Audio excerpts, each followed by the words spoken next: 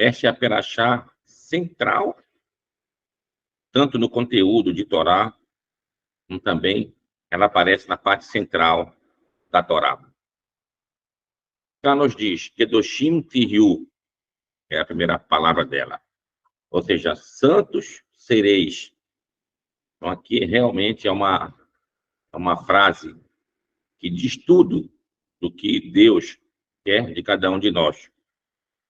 Do que Deus espera que nós, como seu povo, seguindo as suas orientações, seguindo as suas recomendações, seus preceitos, suas leis, seus estatutos, a gente possa se tornar realmente um povo santo. E dentro dessa categoria de ser santo, a Perachá vai esmiuçar como que a gente pode chegar a esse nível. Então, ela vai colocando com os versículos. Nós temos, por exemplo, que devemos temer nosso pai e nossa mãe, guardar os Shabatot, os sábados, devemos temer o santuário e devemos ter muito cuidado com a questão de idolatria. E quando a gente for fazer, por exemplo, um sacrifício de alegria, ou seja, de paz perante o Eterno, devemos consumir esse sacrifício até, no máximo, 2 dias. Para que depois não fique depois numa apresentação estragada ou depreciada, e assim isso não é adequado para fazer um serviço perante o Eterno. Então, isso que a Perachá, ela pede que a gente, ao estudar essa Perachá aqui, a gente tenha realmente em mente como fazer um serviço melhor ao Eterno. E dentro dela, a Perachá vai constar também, com outras palavras, os 10 mandamentos. Os 10 mandamentos que a gente já leu na Perachá lá de Itró, e vai aparecer mais adiante a Perachá de Vayet Hanan, no 5º livro de Moshe.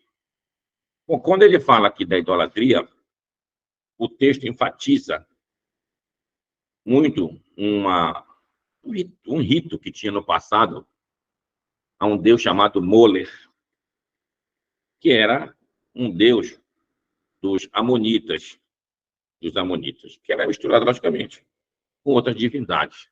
Então, essas divindades, elas usavam nomes que eram epítetos do Eterno. Moler. Moler quer dizer o mesmo que Meler. Meler é rei. Então, quem é o nosso rei é o Eterno. Então, para isso, é uma divindade separada. Baal. Quem é Baal? Baal é o dono. Quem é o Baal Haolam, que é o dono do mundo? O próprio Eterno. Então, para eles, é uma divindade em separado. Então, assim, eles faziam com muitas divindades. Usavam termos que eram dedicados ao Eterno, como fosse uma divindade própria. Então, o que eles faziam nessa divindade de Moler? Eles ofertavam seus próprios filhos a essa divindade. Então, a Torá, ela esmiuça nessa Perachá. Também lá em Deuteronômio vai enfatizar novamente que a gente não deve fazer isso. Isso é um pecado gravíssimo. Gravíssimo. E onde eram ofertados esses filhos? Então, onde tem Jerusalém, ao lado de Jerusalém, existem várias montanhas. E tem uma montanha e outra tem aquele vale. Um desses vales é chamado de Rinom. Rinom. E a palavra vale, essa descida assim, chama-se Gue. Então, Gue-Rinom. Gue-Rinom deu vale de alguém chamado Rinom. Isso pertencia também aos jebuseus, que moravam lá em onde era Jerusalém, até a tomada de Jerusalém pelo rei Davi. Então, eles ofereciam seus filhos lá. Então, a pergunta que fica para nós, a Torá, ela usa um termo para o mundo dos mortos, chamado de Sheol. Sheol. Mas quando a gente lê o Talmud, a gente vê que esse termo utilizado para o mundo dos mortos é chamado de Gehinom, ou então Gehinam, tanto um como o outro. Então, a pergunta fica aqui, por que a Torá chamou para o mundo dos mortos de Gehinom? Ou seja, além de ser do mundo dos mortos, mas do mundo dos mortos daqueles que são perversos, que aqueles que poderiam receber, digamos assim, punição lá no outro mundo. Então, esse nome Guerrinom, nesse aspecto, não aparece na própria Torá. Mas lendo essa passagem aqui, e que era ofertava os seus próprios filhos, então aqui a gente está vendo.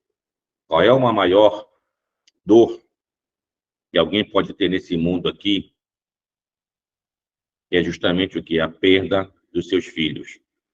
Isso é chamado de careta. Careta. Careta quer dizer que foi extirpado, que a pessoa vai ser tirada realmente do filho, melhor, da convivência da comunidade, para se perder aquela geração. Então, isso era uma das punições. E segundo o Talmud, e depois conhecimentos mais aprofundados, até a questão do mundo espiritual também poderia ser cortada aquela alma. Então, como a dor é tão grande quando você perde seus filhos, isso é considerado como se fosse um inferno. Então, por esse motivo, que o Talmud denomina a questão do inferno da palavra Guerrinom. Então, é nesse sentido aí. Agora, do outro mundo, realmente. Do outro mundo, a gente não pode pensar no outro mundo como algo que tenha uma divisória material desse mundo ou do outro. Você não pode ver isso. Tem que ter realmente algo que seja imaterial. Imaterial. Então, o que a gente deve pensar é assim: quando nós vamos para outra existência não material, aqui está em um mundo diferente. Estamos falando aqui de energias. Estamos falando aqui de consciência. Estamos falando aqui de memórias, de sentimentos, de pensamentos, de vontades, de desejos. São coisas diferentes. Então, dentro desse plano diferenciado de existência, a gente vai ter, então, a figura do Sheol, que é justamente seria o mundo inferior, digamos assim, no plano espiritual. O que quer dizer o Sheol? Sheol vem da palavra She'elá. She'elá quer dizer perguntar, indagar. Então, quando nós não sabemos algo, a gente está sempre naquela pergunta. Imaginem nós, vivemos aqui nesse mundo que é praticamente uma bolha, nós não sabemos que tem mais além. E a gente pensa, não, quando a gente for para outra existência, a gente vai ter a resposta que a gente não teve nesse mundo daqui.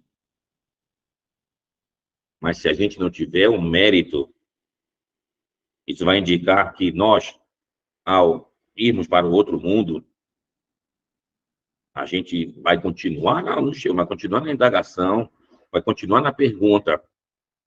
Você não vai alcançar as suas respostas.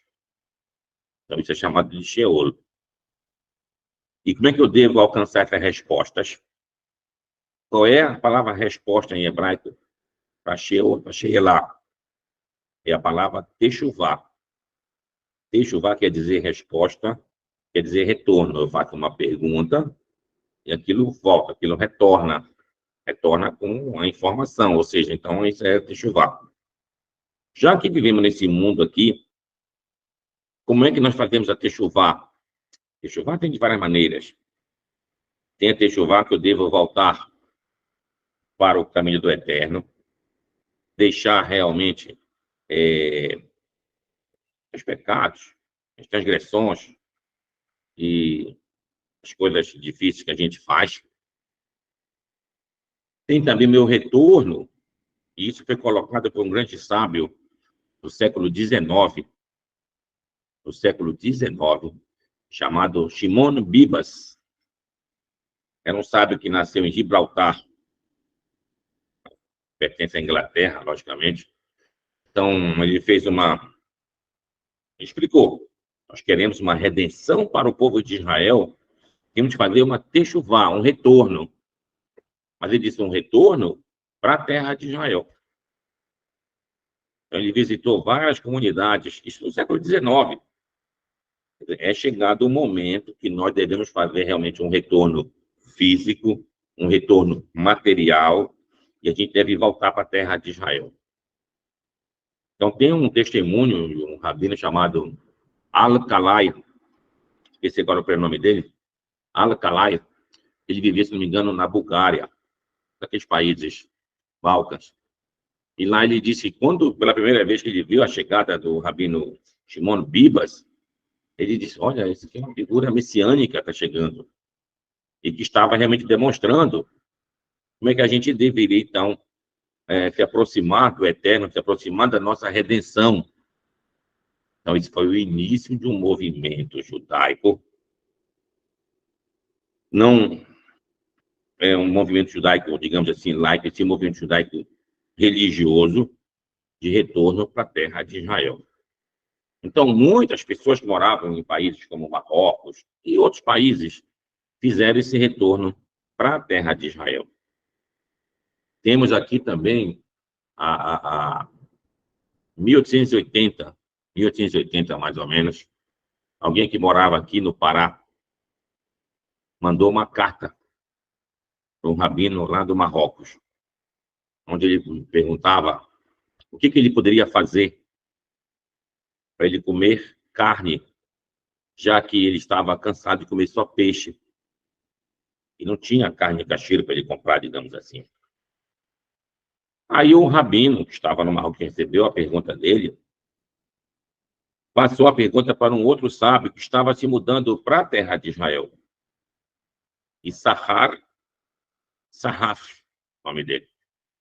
Ele disse, a pergunta ela é fácil. Ele deve procurar alguém que não tenha problema de fazer um abate. Pegar uma faca, afiar bem essa faca, deixar aquilo bem afiado.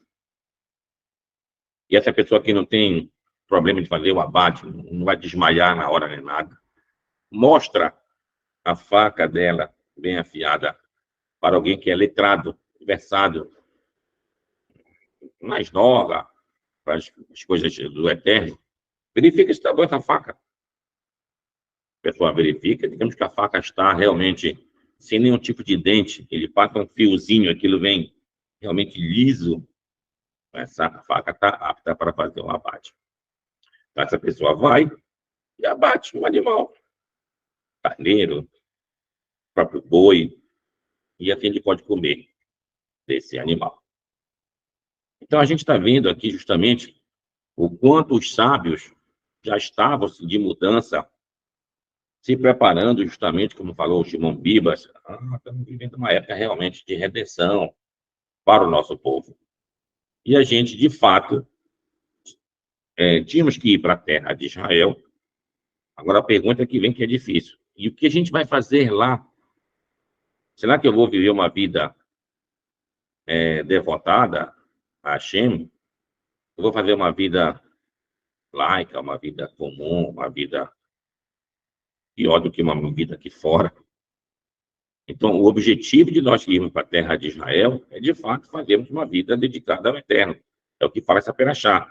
Kedoshim Tihu, santos sereis. Então, a gente, ao pensar em ir para a terra de Israel, a gente tem que pensar com esse objetivo. Estou indo lá para fazer, de fato, um serviço melhor ao Eterno. E não ir lá fazer coisas erradas, que aí sim é um pecado maior. Ou seja, nisso que a Torá escreve, lá em Êxodos, e nós temos que ser Mamleket Kohanim, Begoi Kadosh, um reino de sacerdotes e um povo santo. Isso para toda a humanidade. Então, nós temos que ser realmente exemplo. E posso servir quando alguém mencionar, olha, está vendo o que eles fizeram lá? Olha, fizeram assim, dessa maneira, olha, foi isso, aquilo, outro. Isso vai servir realmente de lição para o mundo todo. E isso chama-se Kiddush Hashem, uma santificação do nome do Eterno. Quando, porventura, é do contrário, a gente vai para lá e faz Hilul Hashem, a gente profana as coisas, o que tem de diferente lá daqui? Então, isso a gente não deve deixar acontecer. Lá deve ser realmente um exemplo para o mundo. É por esse motivo E o mundo todo fica de olho em Israel. Todo dia, na imprensa, tanto aqui no Ocidente, no Oriente, tem alguma coisa de Israel. O que acontece lá? Quem é o que está comandando lá? As revoltas acontecendo lá dentro, essas guerras, todo mundo está ligado ao que acontece lá. Então, de fato, Israel representa essa mini-humanidade, uma humanidade num número pequeno, e que a gente deve ser esse exemplo para o Eterno. Então, a gente deve estudar essa perachá aqui, e essa perachá certamente de base para o nosso comportamento. Para o nosso comportamento. Quando a Torá, ela junta duas situações, eu devo honrar pai e mãe e guardar os sábados, aí vem uma pergunta, se meu pai ou a minha mãe me ordena que eu não deva guardar o Shabat, o que eu devo fazer? Bom, a resposta é simples. Até os 13 anos, deve seguir teu pai e tua mãe. Se eles estão ordenando dessa maneira, tu não tens como sair disso. A partir dos 13 anos, que você já tem a sua maioridade, você já é o que a gente chama de bar mitzvah, você já é filho da mitzvah agora. Tem que cumprir as mitzvot. Vai continuar honrando teu pai e tua mãe, mas tem uma honra maior, tem uma honra ao Eterno. Logicamente que aqui também tem modo de como eu devo fazer isso, eu devo brincar com meu pai e minha mãe. Então, o melhor que tu puderes é sair. É sair. Então, isso acontece muitas vezes em famílias emergentes para o judaísmo. Quando alguém desperta para o judaísmo, mas o pai dele ainda continua naquela mesma religião, ou a mãe dele. Como é que ele vai lidar com isso? Porque são relações próximas. Ele tem que saber como falar as coisas, ele tem que saber como. Ele não deve demonstrar nenhum tipo de desprezo pela mãe nem pelo pai. Isso é a honra que ele tem que dar para eles. Agora, ele tem que falar, mas pai, já entendi que isso aqui não é como o senhor pensa que é, isso aqui é dessa maneira. E deve chegar realmente a uma questão de uma convivência pacífica, mesmo com opiniões diferentes dentro da casa. Ou seja, da feita que a pessoa entende que o Eterno é o verdadeiro Deus, eu não devo me tornar, a partir daí, uma pessoa pior, brigona, gritona. Não, nada disso. Eu tenho que ter realmente uma consciência de como fazer esse serviço, de como realmente me relacionar com meu pai e minha mãe, para que isso possa realmente chegar, como a gente falou, no Kiddush Hashem, a santificação do nome do Eterno. Então, a gente está vendo aqui que vários reis do povo de Israel, quando se misturaram com os povos vizinhos, acabaram adotando, por exemplo, o culto a Baal, esse culto a Moler, ofereceram seus próprios filhos para serem queimados dentro desse altar. Então, a gente vê que realmente isso acendeu, digamos assim, a ira do Eterno contra nós. Isso é uma maneira de falar. Ora, se nós fizemos uma aliança com o Eterno, chamamos de Berit. Uma aliança, eu tenho um compromisso com a outra pessoa, outra pessoa tem um compromisso comigo. Então, nós temos compromisso com o Eterno, e o Eterno não tem um compromisso conosco. Quando a gente não cumpre o nosso compromisso com ele, da mesma maneira, o compromisso dele também não tem compromisso com a gente. E isso vai, então, deixar que a gente fique à mercê daqueles que nos odeiam. E como a gente já falou algumas vezes aqui, por que Deus nos deu uma terra no centro de passagem de muitos outros povos, de muita briga entre um e outro? Por que Deus não colocou a gente, por exemplo, numa terra distante, que ninguém passasse por lá? Porque Deus entende justamente isso. Quando nós cumprimos realmente com a vontade dele, nós temos todas as proteções do Eterno, todas as bênçãos do Eterno. Quando, porventura, a gente não segue, a gente fica nessa vulnerabilidade de receber o que a gente está recebendo. Então, vendo o mundo de hoje, Desde que o nosso Estado de Israel foi fundado em 48, a gente vem enfrentando aqui muitas guerras. A guerra de 48, que foi até 49, a guerra depois de 56, com era a tomada do Canal de Suez, depois da guerra de 67, Israel conseguiu toda a Península do Sinai, conseguiu também a Cisjordânia, logicamente, que é essa faixa de Gaza, e as colinas de Golã, mais ao norte. Depois veio a guerra de 73, a guerra do Yom Kippur. Israel também passou muita dificuldade, mas conseguiu manter isso. Aí, no final de 77, aquele presidente do Egito, Anwar Sadat, tomou a iniciativa de fazer as pazes com Israel, conseguiu o prêmio Nobel, tanto ele como também o Menachem Begin, e fizeram as pazes de Israel. Então, disse: a gente vai devolver para vocês a Península do Sinai. Devolver em etapas, primeiro uma parte, depois outra. Mas lá no Egito, não conseguiram suportar, digamos assim, essas pazes com Israel, assassinaram Anwar Sadat. Mas conseguimos algumas coisas. Depois disso, veio a guerra de 82 no Líbano, e depois essas guerras de resgate até o dia de hoje. Então, é importante para nós que a gente possa ter realmente uma visão do que passa lá, essa diferença de esquerda, de direita. Isso não deve ser aplicado a Israel. Apesar de ter lá em Israel esquerda e de direita, que de fato tem, mas ali tem coisas diferentes ali. Ali a gente vive com um problema de um inimigo, tanto faz para ele você de direita ou de esquerda, ele se odeia. A gente vê o ataque que teve justamente no dia 7 de outubro do ano passado, eles que foram assassinados, uma boa parte era tudo de esquerda. Então a gente tem que ter essa compreensão para que a gente possa realmente ter um país verdadeiro lá, um país que possa representar e que possa trazer paz para nós e ensinar justamente, como falou o profeta, tanto o profeta Yeshayahu, um profeta Michá, que mitzion tetse Torá para Hashem Yerushalayim, que de Sião sairá a Torá e de Jerusalém a palavra do Eterno. Então, semana que vem, nós já teremos aqui, então, Yom Ha'atzmaut, o dia da independência de Israel. Esse é um dia muito importante. Esse é um dia, como falou o profeta Jeremias, no capítulo 23, está dizendo que chegarão dias que a gente não vai mais lembrar do êxodo do Egito, e sim do êxodo de todas as partes do mundo e convergiram para a terra de Israel. Então, isso que a gente está vivendo hoje em dia aqui. A gente está vendo o quão grandioso é a força do Eterno. Então, Yom Ha'atzmaut é um dia importante. Vou terminar contando para todos nós um cálculo que se faz sobre as datas do calendário hebraico. Exemplo, Pêssar. Quando foi que começou Pêssar?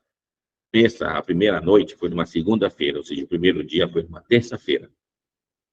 Então, chama-se Aleph, que é dia 1, de Pêssar. Então, foi numa terça-feira. Como é que eu faço para saber as outras datas das outras festividades? Então, como é que eu vou saber aqui? Do Aleph, eu faço o código Atabash. Atabash é trocar a letra Aleph, que é a primeira, pela última, que é o Tav. Então, Aleph foi numa terça-feira. Então, eu chego a dizer o Tav. O que é o Tav? O Tav é exatamente Tisha B'Av. Tisha B'Av. O que é Tisha B'Av? O 9 de Av. Aquele dia da lembrança da destruição dos templos de Jerusalém. Então, quando vai acontecer Tisha B'Av? Igual à mesma data do primeiro dia de Pêssar, uma terça-feira. Então, terça-feira será o dia de Tisha B'Av. Aí eu passo para o dia 2 de Pêssar. Como é 2 em hebraico? Bet. Uma quarta-feira. Bet. De Bet, eu faço o Atabash. Vou trocar a segunda letra pela penúltima letra. No caso, é Shin. O que é Shin no hebraico? Shavuot. Então, quando vai ser Shavuot no calendário hebraico? Igual a data do segundo dia de Pêssar, que foi uma quarta-feira. Então, quarta-feira vai ser justamente Shavuot. Aí eu continuo. Terceiro dia de Pêssar, foi uma quinta-feira. Como é o terceiro dia em hebraico? Gimel, a terceira letra. Então, eu vou trocar agora o Gimel, que é a terceira letra, pela antepenúltima letra do alfabeto. Então, eu vou agora de trás para frente. Tav, Shin, Resh. Então, Resh, o que é Resh? Rosh Hashanah, o ano novo. Então, quando vai ser Rosh Hashanah? A mesma data do terceiro dia de Pêssar, uma quinta-feira. Então, esse ano, quinta-feira, vai ser Rosh Hashanah. Aí eu continuo. Aí eu chego no quarto dia. Como é quarto no hebraico? A quarta letra, Dalet.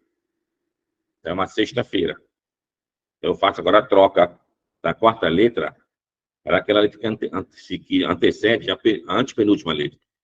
Então, Resh. Qual a letra que antecede? Kof. O que é Kof? Kof é Kiriat HaTorah, o dia da leitura da Torá. E todos que estão na sinagoga devem afluir para a sinagoga e vão subir na Torá. Então, quando vai ser esse dia, que é Simchat Torá, é o mesmo dia do quarto dia de Pêssar, né? É uma sexta-feira. Então, sexta-feira vai ser aquele da Torá. Continuando.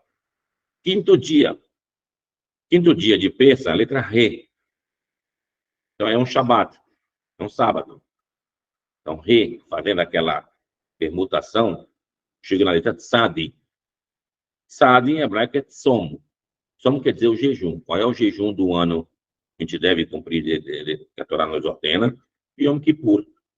Então, quando vai ser Yom Kippur esse ano, vai ser um Shabat. Aí eu chego no sexto dia de Pêssar, um domingo. Vav, que é a letra sexta. Vou trocar pela letra que antecede Sadi, a letra P. Letra P corresponde a Purim.